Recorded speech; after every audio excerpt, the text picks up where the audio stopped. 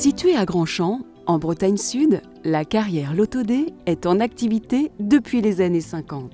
Cette entreprise familiale a été transmise de père en fils durant 3 générations.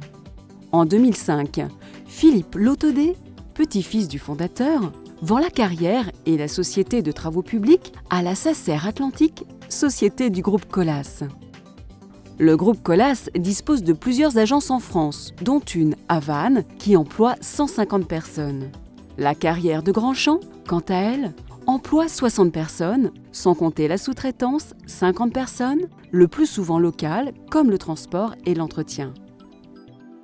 La carrière Lotaudet alimente principalement les marchés du bâtiment et ceux des travaux publics du secteur.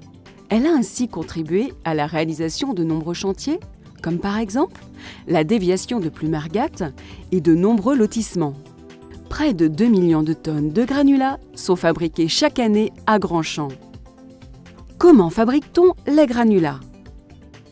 Une équipe de mineurs fore le sol selon un plan de foration préalablement défini par le chef de carrière.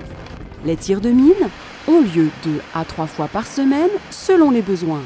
Les matériaux extraits sont ensuite chargés dans des dumpers. Vient ensuite la fabrication des granulats.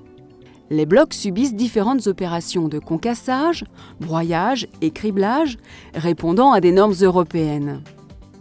Les produits finis sont ensuite directement commercialisés ou stockés. L'usine de traitement date des années 70. Aujourd'hui, elle ne répond plus aux exigences de production et son remplacement devient inévitable.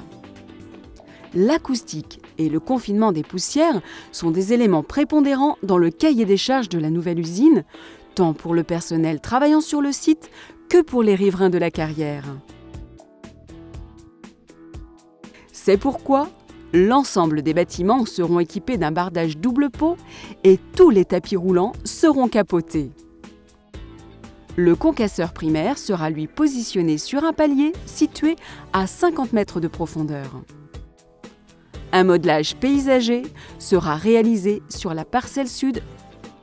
Les travaux s'échelonneront sur 24 mois environ. Les travaux de terrassement et de génie civil commenceront. Puis, ce sera le montage de l'usine. Il faudra plus de 18 mois d'assemblage afin que la future usine de traitement voie le jour. En dernier lieu, on procédera au démontage de l'ancienne usine dès que le réglage industriel de la nouvelle usine sera terminé. Chaque année, de multiples points de contrôle sont réalisés afin d'analyser et vérifier les paramètres suivants. À chaque tir, les vibrations et surpressions aériennes sont mesurées. 2 fois par an, des contrôles de poussière et des émissions sonores sont réalisés et tous les jours, le pH et les matières en suspension de l'eau sont contrôlés.